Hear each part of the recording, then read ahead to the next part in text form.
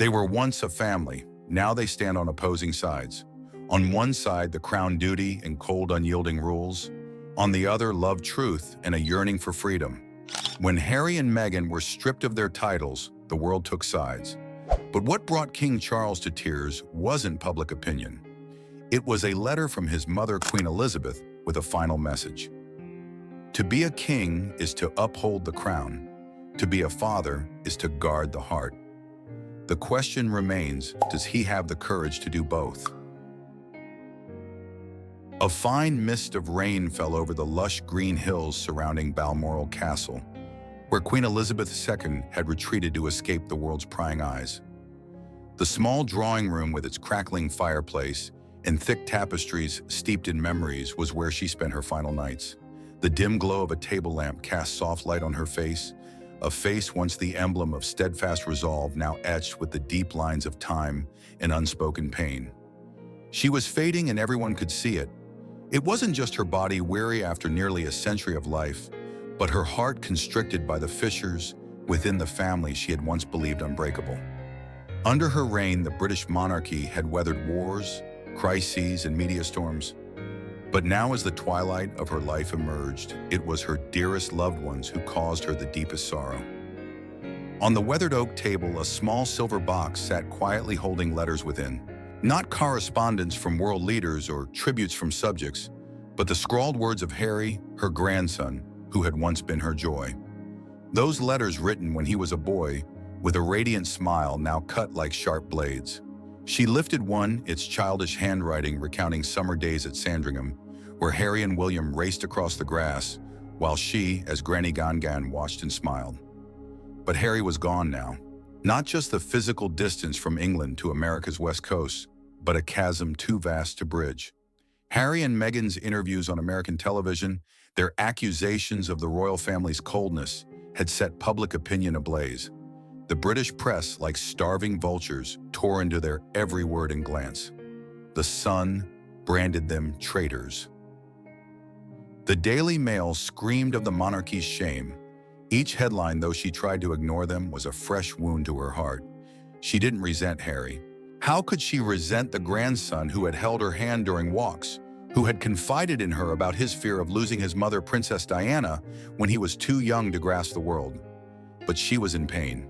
Pain from a fractured family, pain from public criticism by her own kin, and pain from knowing that even as queen she was powerless to mend these cracks. Beyond the window, a cold wind swept through, carrying the rustle of leaves like whispers of the past. She recalled her last meeting with Harry before he left England.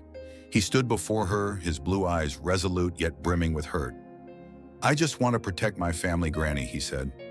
She had nodded silent, but in her heart she knew Harry's departure was more than a personal choice. It marked the end of an era of unity. She set the letter down, her hands trembling. The room grew still, save for the steady patter of rain.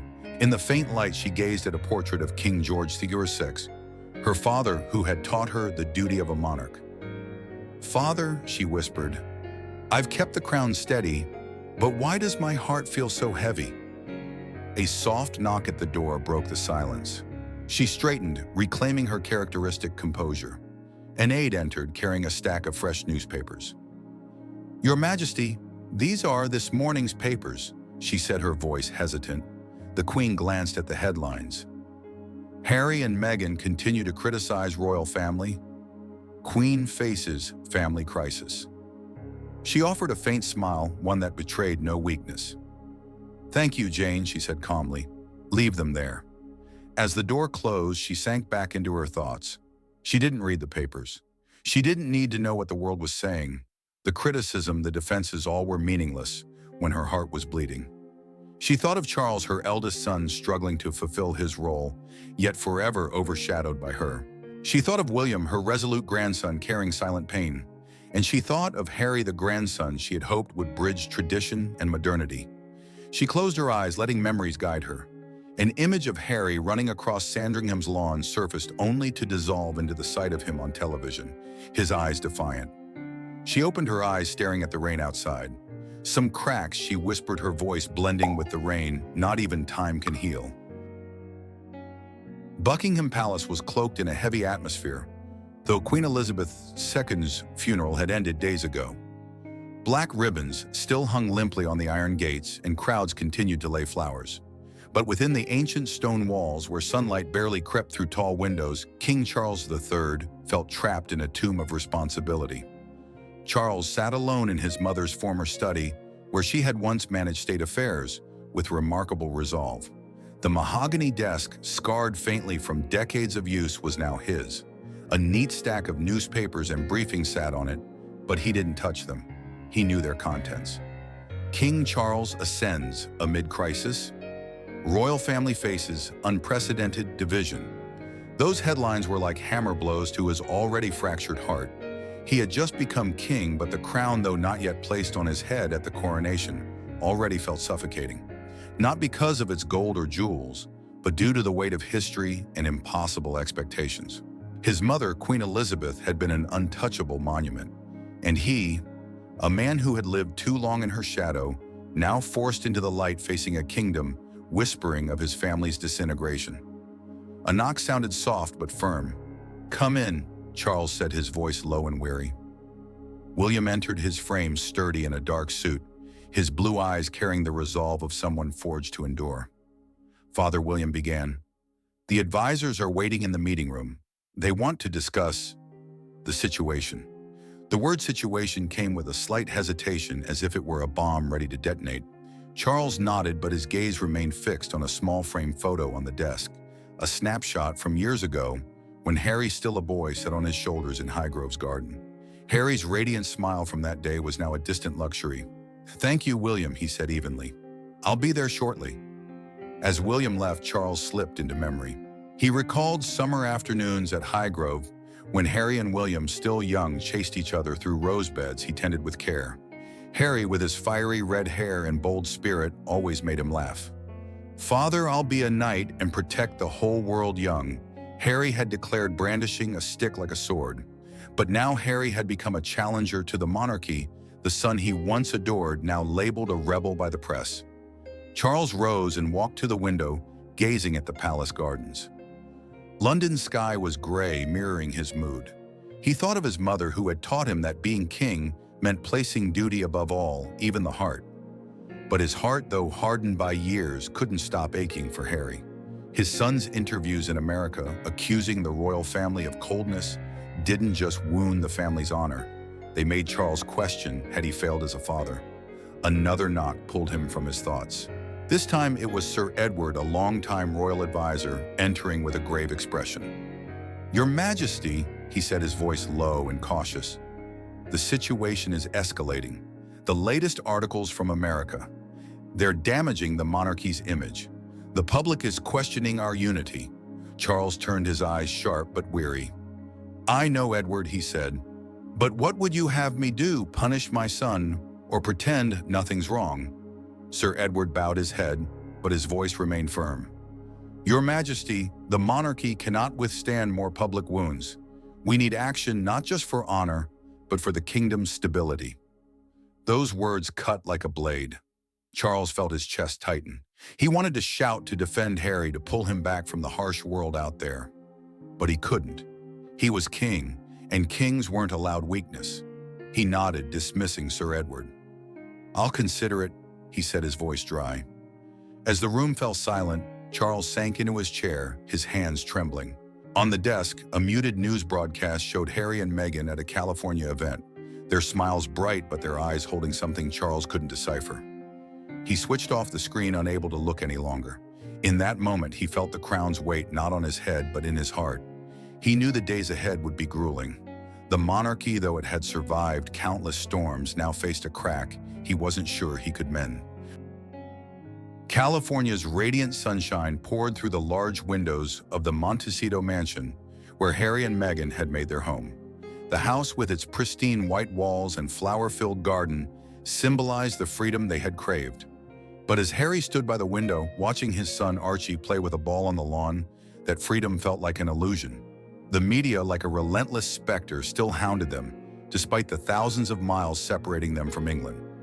Harry gripped his coffee mug tightly, its warmth failing to ease the chill in his heart. That morning's headlines, emailed by an assistant, lingered in his mind. Harry and Meghan, the endless war with the royals. Buckingham Palace refuses. Comment on new allegations. Each word was a dagger reminding him that even after relinquishing his titles, he couldn't escape the monarchy's shadow or the cost of his choice. He turned to see Meghan at the dining table, skimming through papers for a new charity project. She wore a thin sweater, her dark hair tied back, but her eyes betrayed exhaustion. Meghan was always strong, his anchor in the darkest times, but Harry knew she was suffering too. The media's pressure, the criticism of their every move, and the cold silence from his family had worn her down. "You okay, Harry?" asked, his voice low with concern. Meghan looked up, offering a faint smile. "Fine, just tired." She set her pen down, her hands clasping tightly as if holding something back. "They're writing about us again, aren't they?" "Anything new?" Harry shook his head, unwilling to repeat the venomous headlines. Instead, he sat beside her, placing his hand on hers. "I just want us to have peace, Meg. Just one day without reading that stuff." She met his gaze, her eyes gentle but laced with pain. "We knew it wouldn't be easy, didn't we? But Harry, I don't regret it. I'll never regret choosing you, choosing this family." Her words made his heart ache. He remembered their early days in England when Meghan entered his life like a fresh breeze, bringing warmth and hope.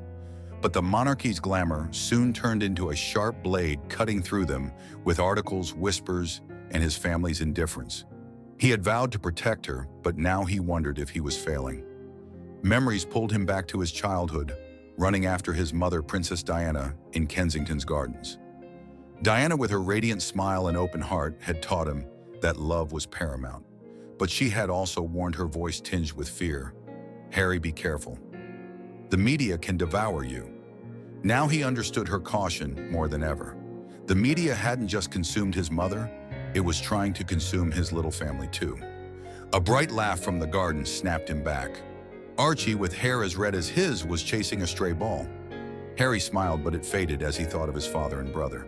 Charles, with his stern gaze, and William, growing ever more like their grandmother, saw him as a traitor. He recalled his last call with William, brief and icy. "You're destroying everything Granny built," William had said, his voice cutting like a blade. Those words haunted Harry, making him question if he truly was the destroyer. "Harry," Meghan said, pulling him from his thoughts. "What's on your mind?" He looked at her, hesitating before speaking. I miss Granny. I miss Father, miss Will. But they don't want me anymore, Meg. They think I'm a traitor." Meghan squeezed his hand, her voice firm yet soft. "They don't understand us, Harry. They don't get why we had to leave. But you're not a traitor. You're a father, a husband, and you're trying to protect us." Harry nodded, but the pain lingered. He thought of his grandmother, Queen Elizabeth, who had once looked at him with pride. She was gone, taking with her unspoken words and unfulfilled hopes. He wondered if she would forgive him or see him as a crack in her legacy. Suddenly, the phone on the table buzzed. An urgent email from an assistant titled "Rumor Royals," preparing harsh action against Duke and Duchess of Sussex. Harry skimmed it, his blood running cold.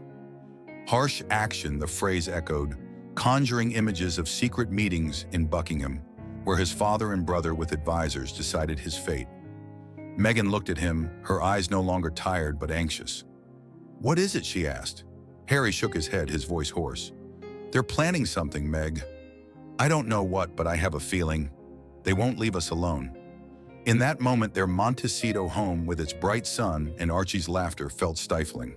Harry and Meghan, though far from the monarchy, couldn't escape its shadow. They were outsiders, but the battle was far from over. The private meeting room in Buckingham Palace was cold despite the fire crackling in the corner.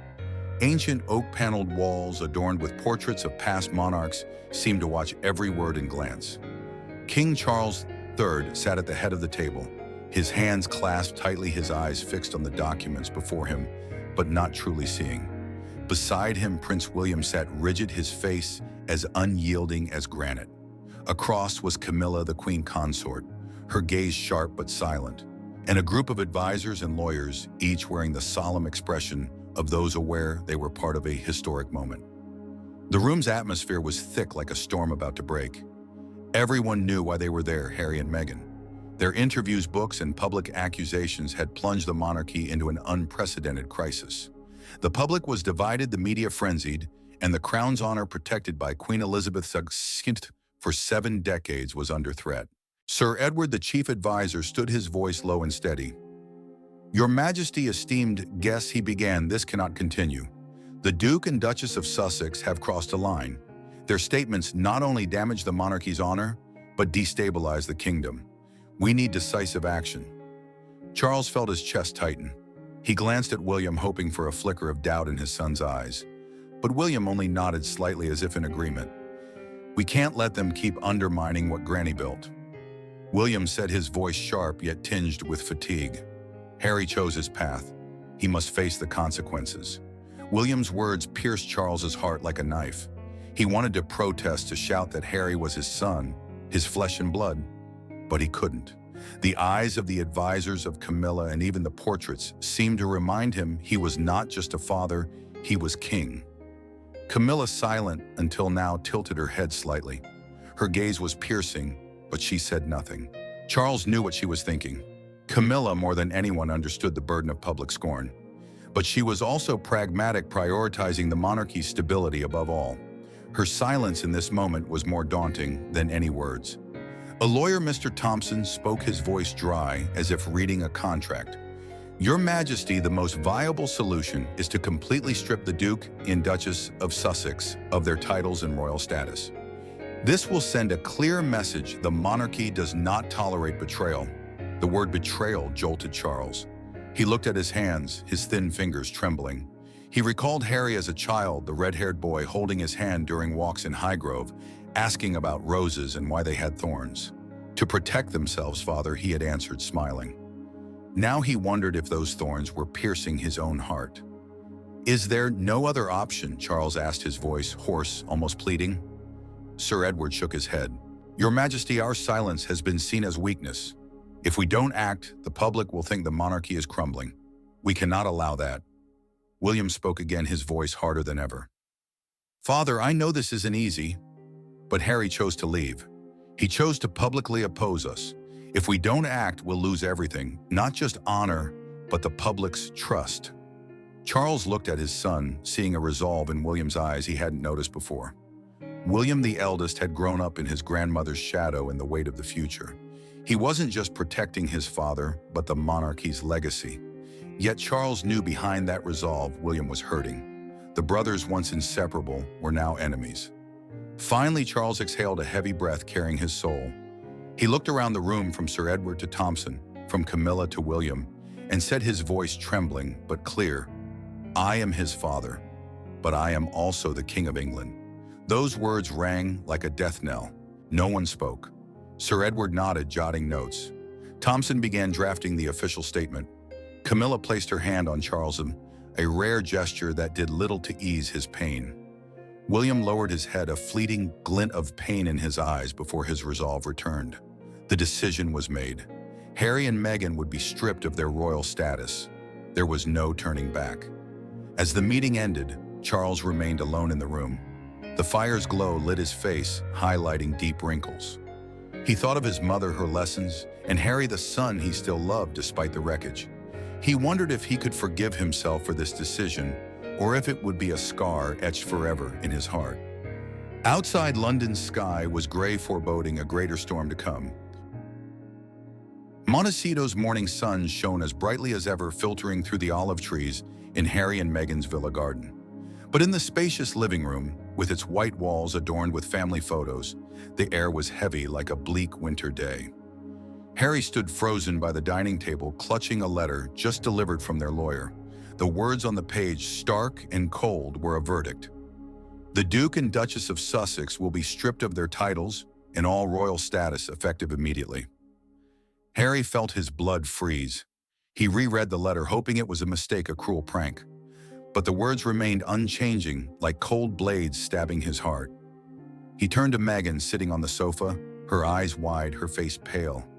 "They did it, Meg," he said, his voice hoarse, as if the words themselves pained him. "Father and Will, they've cut us off completely." Meghan didn't respond immediately. She hugged her shoulders as if trying to keep herself from shattering. The letter, though sent through a lawyer, carried Buckingham Palace's coldness, a place she had once hoped would be her second family.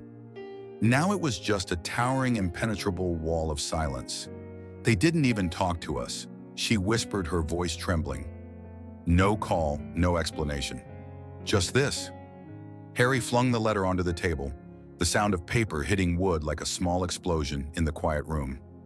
He walked to the window, gazing at the garden where Archie played with a nanny, the boy's laughter the only thing keeping him from collapsing. He thought of his grandmother, Queen Elizabeth, who had once held him and shared stories of duty and love. Her proud, gentle gaze was now a distant memory, starkly contrasted by his family's current coldness. I knew this day might come, Harry said, his voice a mix of pain and anger, but I didn't think it would hurt this much. Father, he said he'd always protect me. Will was the brother I trusted most. Now they see me as the enemy. Meghan rose and approached him. She placed a hand on his shoulder, though she trembled too. Harry, you're not the enemy, she said, striving to keep her voice steady. We did the right thing, protecting our family, protecting Archie and Lilibet. They don't understand, but that doesn't make us wrong. But Meghan's loving words couldn't calm the storm in Harry's heart. He turned, meeting her eyes, and for the first time he saw a crack in her strength. Meghan, his rock, was fighting her own pain. Are you tired, Meg? He asked, his voice a whisper. Tired of fighting, of being hated, of all this? She blinked, a tear rolling down her cheek. Yes, she admitted, her voice choked. I'm tired, Harry.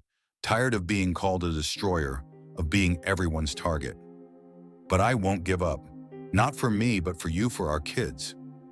Harry pulled her into his arms, holding her tightly as if afraid she'd vanish. In that moment, they weren't a duke or duchess, nor headlines on tabloids. They were just Harry and Meghan, two people striving to protect their love and family against a relentless world. But the embrace couldn't erase the loneliness enveloping them. The phone on the table buzzed incessantly, notifications from assistants and friends flooding the screen. The media had erupted. BBC reported British royals strip Harry and Meghan of titles. The Sun blared, traitors punished. On X, millions split into camps, one side backing King Charles's decision, the other pitying Harry and Meghan, calling them victims of an outdated system. But Harry and Meghan didn't read the posts. They didn't need to know the world was tearing their story apart. They sat on the sofa, hands clasped tightly. Harry looked at Meghan, searching for words, but none seemed adequate. What do we do now? He asked, his voice hollow. Meghan took a deep breath, wiping away the last tear. We keep going, Harry, she said, her voice now carrying a spark of resolve. We live, we work, we give our kids a life free of fear. But, she paused, her gaze drifting. Will anyone ever understand the price we've paid? The question hung in the air, unanswered. Harry looked to the garden where Archie ran carefree. He thought of his mother, Princess Diana, also besieged by media and monarchy.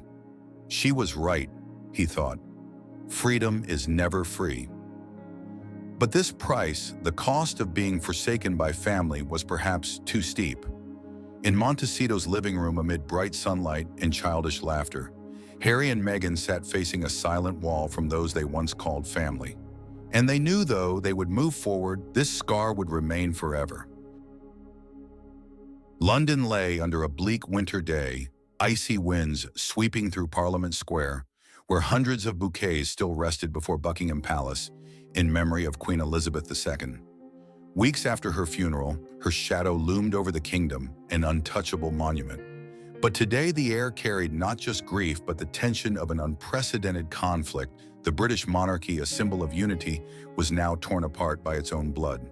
In a BBC broadcast, King Charles III appeared, his face calm, but his eyes betraying sorrow.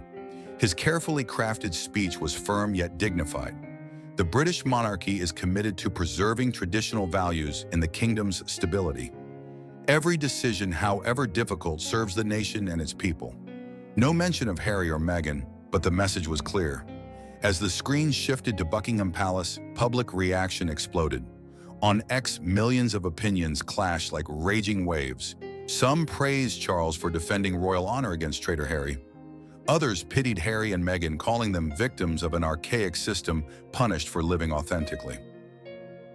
The Times published an editorial urging unity, while The Sun spat venom. Harry and Meghan, the end of a reckless dream. The media and unquenchable fire kept fanning the flames of division. William, now Prince of Wales, stood before a crowd at a Manchester charity event. Camera flashes lit up, but his smile was stiff, not reaching his eyes. He spoke of duty of the monarchy's future, but inside he felt a void nothing could fill. Harry, once his closest ally, was now a forbidden name in the family. William didn't hate Harry, but he couldn't forgive what he'd done, not to him, but to their grandmother, whom they both cherished above all. Camilla, the queen consort, moved quietly behind the scenes, ensuring the monarchy's image remained steadfast. She met advisors, reviewed speeches, and kept operations smooth. But in rare moments alone, she felt the wound this decision left. She knew better than most the cost of public hatred, and though she didn't say it, she understood the royal family was irreparably scarred. We protected the crown, she thought, but at the cost of a broken family. London's long winter months draped Buckingham Palace in thick fog, as if nature itself sought to hide the cracks in its ancient stone walls. Inside, King Charles III sat alone in the vast dining room, the crystal chandeliers light glinting off silver cutlery, yet failing to dispel the pervasive chill. Dinners, once a time for family gatherings, were now a solitary ritual. Camilla was busy with tours, William and Kate were at Clarence's house, and Harry, a name no one dared mention, was a distant figure across the ocean. Charles held a glass of wine but didn't drink, his eyes fixed on the empty chair opposite, where Harry once sat laughing and sharing tales of his adventures. Now the palace's silence was a constant reminder of the decision he'd made, stripping his son of royal status. That choice, though justified by duty, left a scar in his heart, deeper than any wound he'd ever known. In Montecito, thousands of miles away, Harry and Meghan pressed forward on their own path. Their villa, with its sunlit garden and the laughter of Archie and Lilibet, was where they built a new life. They launched charity projects, appeared at low-key events, and strove to prove they didn't need a crown to make a difference. But each night, as the house's lights dimmed, Harry was haunted by longing for his family. He thought of his father, his brother, and his grandmother, whom he believed would have understood why he left. Meghan, ever strong by his side, bore her own wounds. She hid them behind a smile, but Harry knew she missed the days before the world made them targets. At Clarence's house, William faced the clear, innocent eyes of George, Charlotte, and Louis. The children, in their youthful naivety, asked about Uncle Harry and Auntie Meghan. William smiled, sharing light-hearted stories from the past, but his heart was heavy. He knew the monarchy's future rested with the next generation, and he had to shield them from the cracks his own had created. Yet each time he looked into his children's eyes, he saw Harry, the brother, once integral to his life. In Charles's study one late afternoon, an unexpected discovery changed everything. While sifting through his mother's old documents, he found a small locked wooden box dusted by time. Inside was a letter, Queen Elizabeth II's elegant handwriting, emerging like a whisper from the past. Charles opened it, his heart pounding as he read the opening lines. Charles, my beloved son, to be a king is to uphold the crown, but to be a father is to guard the heart. You will face choices no one can prepare you for. But remember, the crown may endure, but the heart is what makes us human. Don't let duty extinguish love, for that is our family's true legacy. With love, Mother. Charles read it repeatedly, each word a blade twisting in his soul. He thought he'd grown accustomed to pain, but this letter, with its simple yet profound words, broke him. He sank into his chair, hands covering his face, and for the first time since his mother's funeral, he wept. The tears fell not from weakness, but from realizing he'd lost what his mother valued most, the family's heart. A year had passed since Queen Elizabeth II's death, yet her presence lingered in every stone of Buckingham Palace, every London street, and the hearts of those who adored her.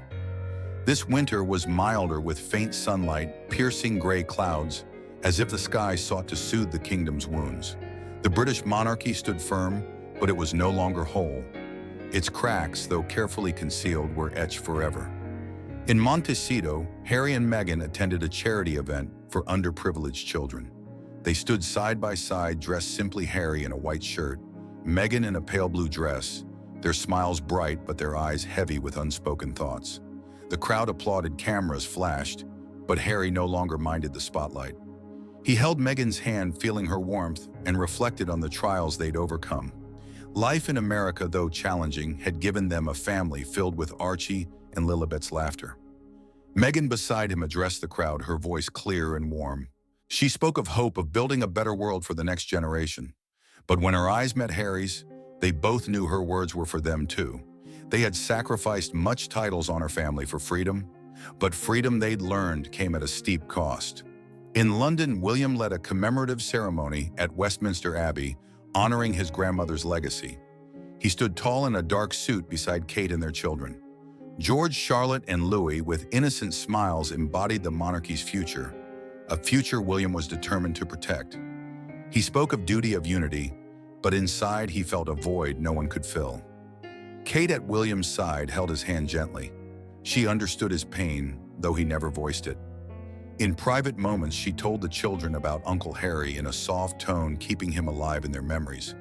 But she knew the monarchy, for all its grandeur, was an unforgiving machine. It demanded sacrifice, and Harry had refused to comply.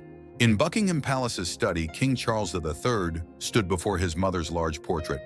His face was older, his hair grayer, his eyes carrying an unshakable sorrow. Over the past year, he had strived to fulfill his role, a strong, calm, devoted king. But each night, as the palace fell silent, he faced unanswered questions. He had upheld the crown as his mother taught, but his heart, the heart of a father, was it still intact? The world moved on. The media still wrote of the royals of Harry and Meghan, but the headlines softened. The public, though divided, grew accustomed to the idea that the royal family was no longer a unified whole. But in the hearts of those involved, Charles, William, Harry, Meghan, the cracks remained deep and unhealed. Their story didn't end, for life rarely offers clear conclusions. The British monarchy endured with its rituals, duties, and secrets hidden behind stone walls. Harry and Meghan walked their own path, carrying love and scars. William and Kate prepared the next generation, hoping their children would escape their parents' wounds. And Charles, the aging king, bore the crown, but in his heart, his mother's legacy, the legacy of the heart, remained his guiding light. As London's sunlight faded and Montecito's sunset glowed, each figure in this saga moved forward, their steps heavy but resolute on their own new paths. And the cracks, though never healed, became part of them, part of a story of family crown and what makes us human. Hit like, share, and subscribe to spread this emotional tale of the British royal family, and stay tuned for more captivating content.